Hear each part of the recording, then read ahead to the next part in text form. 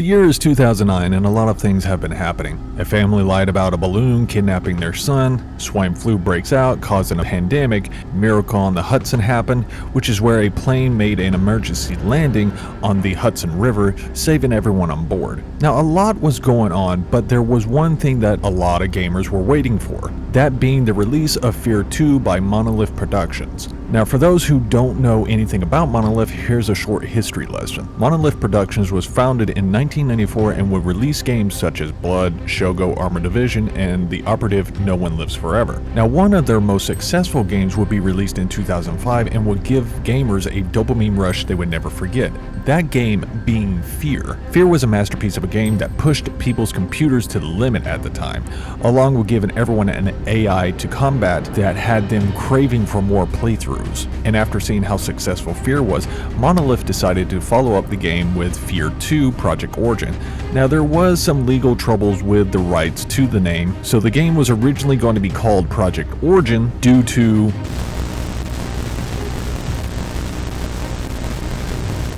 then became F.E.A.R 2 Project Origin. Then when February 2009 came around, the game was released. People bought the game and gamers yelled, "Are you fucking kidding me?" Now I didn't play this game until recently, but when it came out I remember people talking about the game. But it wasn't about the gameplay, the graphics, or the AI. No, it was about the ending of the game. Yeah, that ending. Oh, but that ending wasn't the only problem with the game.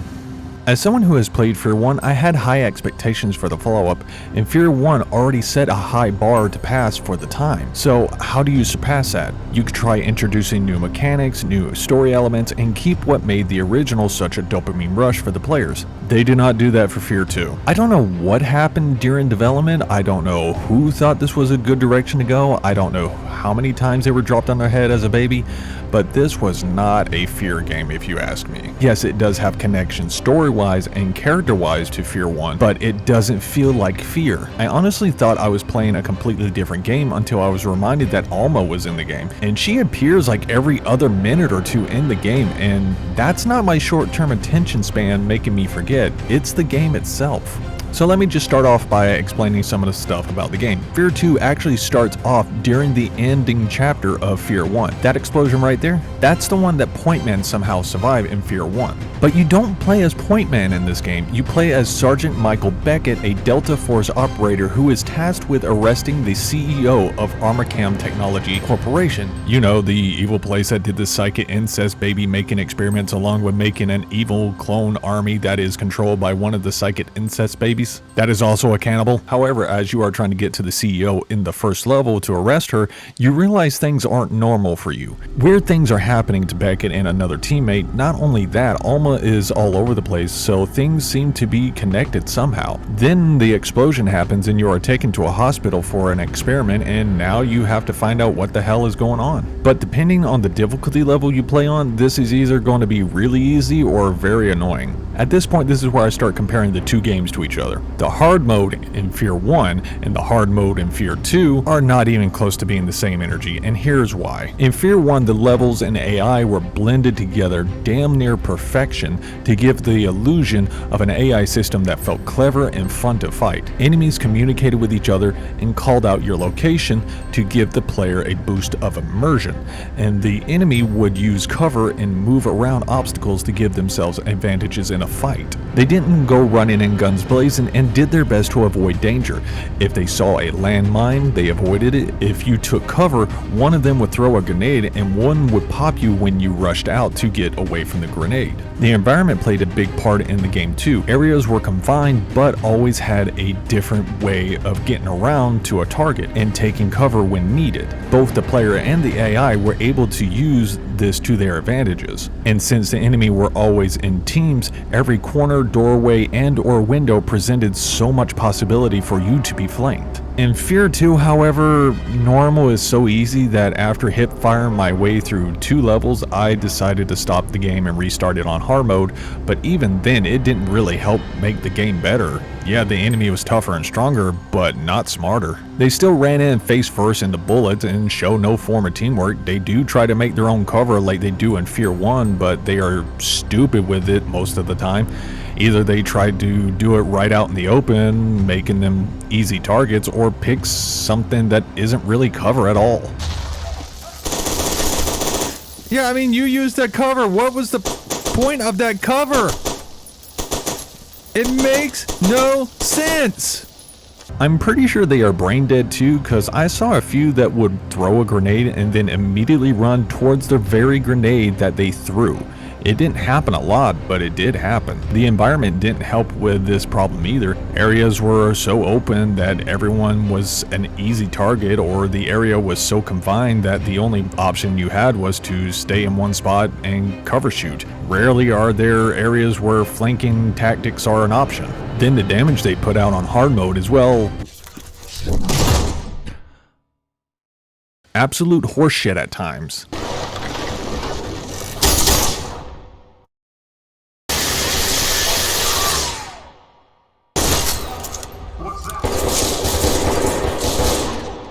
You can go from full health and armor to being a homeowner of a coffin in a second.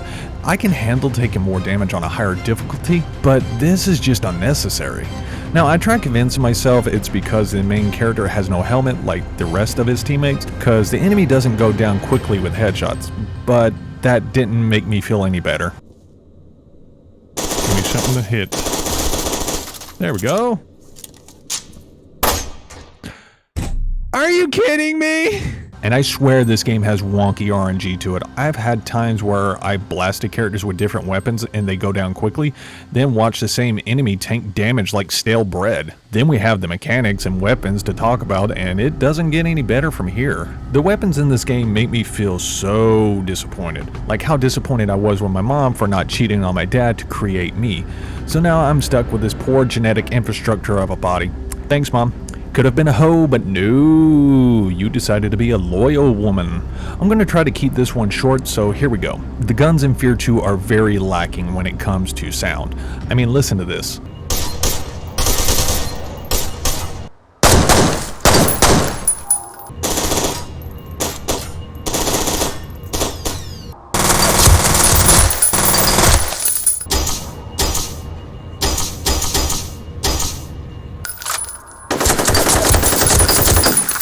Now, a gun should sound like it is going to be impactful. It can't just look the part or do the part alone, which sadly, not all the weapons do that. Let's start off with some good things and work our way down the list. The submachine gun and assault rifles are reliable and will have plenty of ammo throughout the game. You do get this ugly looking pistol, but sadly you can't akimbo pistols anymore. But surprisingly, this pistol is reliable and I brought it with me longer than I thought I would throughout the game. The spear gun shoots spears that can stick enemies to walls, which is nice. The laser gun is awkward to use and takes too long to down an enemy for my taste, so I didn't really use it. The missile launcher was a hit or miss with me, but I did keep it around mostly for the bot fights. The new pulse gun was interesting, but I never came across ammo for it during the time I was using it. I preferred F.E.A.R 1's pulse rifle more. Napalm launcher? I used it once and never used it again. Grenades, you get 4 types: regular grenades, incendiary grenades, electric grenades, and proximity mines. I mainly stuck to the regular and shot grenades. Proximity pissed me off because it reminded me how stupid the AI is.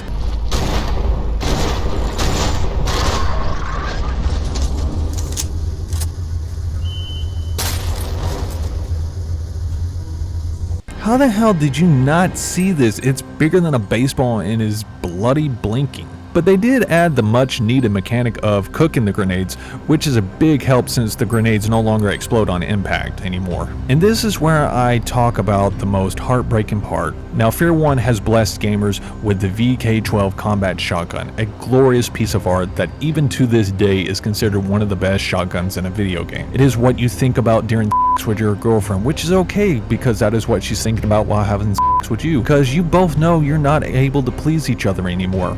If this is your first time hearing about this gift to humanity, then allow me to show you what you have missed out on with this little montage right here.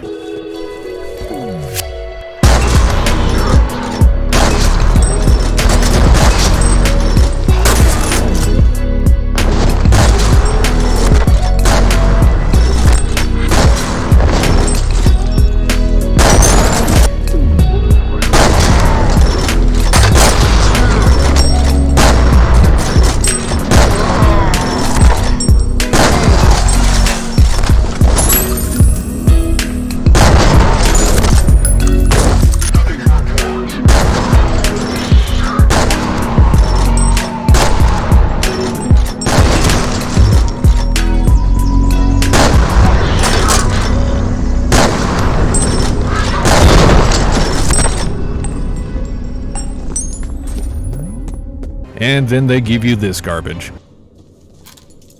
Ooh. Hello.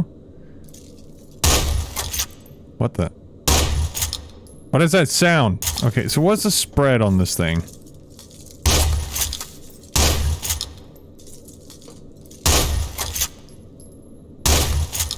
I don't like that. Yeah, you thought the title of the thumbnail was about the ending of this game, didn't you? No, it's about the VK-12 combat shotgun. They took my baby. How the hell could you do this? Not just to me, but to all the gamers. We loved it. We cared for it. We named it. I named mine Troubleshooter because it solved problems. The pump shotgun in F.E.A.R 2 barely does that, and the auto shotgun does better, but it's no VK-12 shotgun. Yes, I know the shotguns can jib the hell out of the enemy, but I don't feel the same impact or rush as I do with the VK-12 shotgun. Now that I got that rant out of the way, let's talk about the graphics, mechanics, and story. Now the graphics did get a good upgrade and does look good in a lot of areas. Things are more detailed and can easily be identified. Lighting got a good improvement as well, but doesn't feel as dynamic as F.E.A.R 1. F.E.A.R 1 was praised for its lighting effects, but the lights don't feel as impactful in F.E.A.R 2. Wasn't until I went back for footage in F.E.A.R 1 that it hit me as to why it felt that way. F.E.A.R 1 was a lot darker, and this allowed lighting effects to feel more impactful, along with helping with the feeling that something was in the dark about to get you. F.E.A.R 2, however, is so bright that I often forgot I even had a flashlight. Even the enemies suffer from the light problem in more ways than one. When I started the game, the lighting looked like this, and I didn't like that at all, but I continued with the settings like that. In my opinion, this was just too much for every lighting source and made my eyes hurt, and some of the enemies suffered from it. The ghosts in particular just looked like white blobs and less like ghosts, and the heavy enemies looked like a walking hazy lighthouse. Not to mention that the normal enemies can have the same problem when going into slow-mo. Yeah, so the slow-mo mechanic is still here, and it doesn't seem to have changed, other than the enemy becoming brighter than a firefly in the dark. They did add a sprint mechanic. You sprint for like 2 seconds. I never used it. Nice to see the military lowered its standards for these big beefcakes who need no cardio whatsoever in a war zone. Now you can ADS, which was something I wanted in the first game, but now that I got it, I'm not a big fan of it. I couldn't quite figure out why I didn't like it, then it hit me when I went back to F.E.A.R 1. F.E.A.R 1 was a spectacle of a show when it came to gunfights. The world around you would reward you with a flood of eye candy that left you craving for more. But when you ADS, you don't get to see it. The gun sights get in the way and rob you of the eye candy, so yeah, I miss the old way of aiming. So yeah, there's one other mechanic I completely forgot to include in my script because it was so worthless that I never used it. It's the make your own cover mechanic. Wait a minute, it expects me to use that as a form of cover? The thing that the AI struggles to use, they expect you to do the same thing and have the same trouble with it.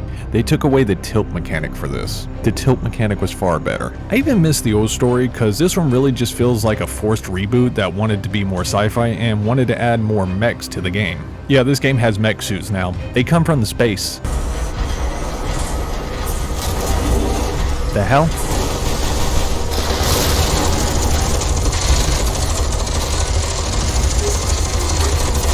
Even though you are facing the ATC again, they don't feel like the ATC. In F.E.A.R 1, they were security guards from what I remember. Now they are just elite soldiers who are capable of running around in what is close to power armor. But even after learning about them being the ATC, I thought they were just the clones from F.E.A.R 1. Then when the clones do make a return in the game, I thought they were ATC people. The only enemy that stood out to me were the remnants. No, not the anorexic ankle biter that was and has been in many horror games and movies for years now. It's this thing right here. It has a neat ability where it walks around with high health and controls the dead around it.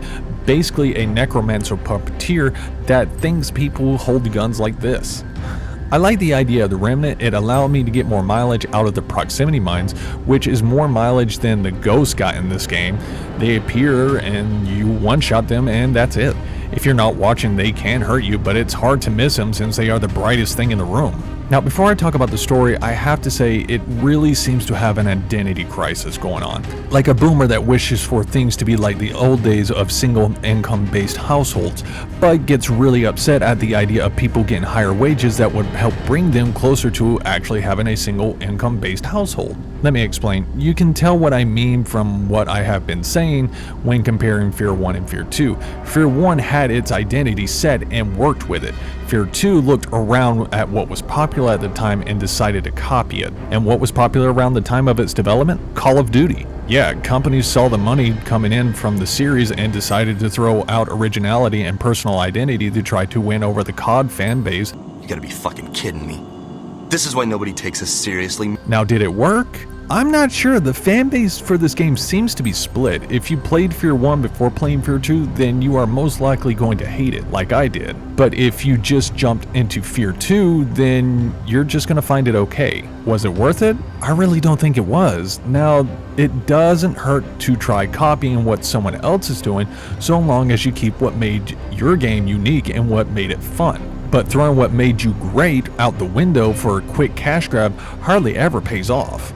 Because you are damaging your identity and you're hurting the trust of your fan base. And once you do that, it can be difficult to get both those things back. We have seen this happen to a good number of games over the years in the gaming industry. Thankfully, some games do recover from it by going back to what made them great, but others just crash and burn. Now, here's my short abridged adventure through F.E.A.R 2. I find myself sitting in an APC next to a guy making this face, so yeah, I feel safe letting him hold an automatic weapon of any kind. Hey buddy, don't fuck this up. Then I go inside to arrest the lady who seems to be my stalker as well, only for me to watch her dissolve into a bloody piss filter effect, and throughout this entire time Alma has been appearing. Then the explosion happens, and I pass out. Then I'm operated on by doctors who seem to have no experience in the field they work in, which seems to be correct in today's economy. I mean, profit over people, am I right? Then I wake up and put on these stupid glasses that add this to the screen. Why? I then find the pump shotgun and I'm destroyed both emotionally and physically by how awful it is, and reminisce on the days that I shared with the VK12 shotgun.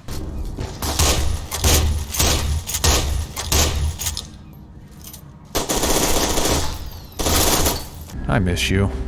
Then I meet the local gas station wildlife. Pretty sure this problem would be fixed by free education alone.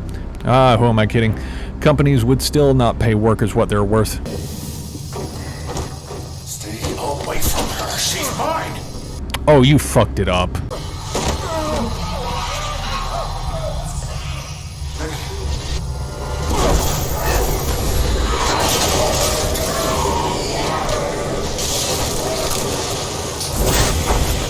Death by a bloody piss filter. Then I find myself on the ground and come across one of the very few good spots in the game for combat, and yeah, I got my ass kicked here because I had myself adjusted to the bad level design and didn't think there was going to be a good level in this game. Then I turn a valve and fight a robot? Or is it power armor? I'm not sure, because after I defeat it, I turn more valves where nothing happens and move on.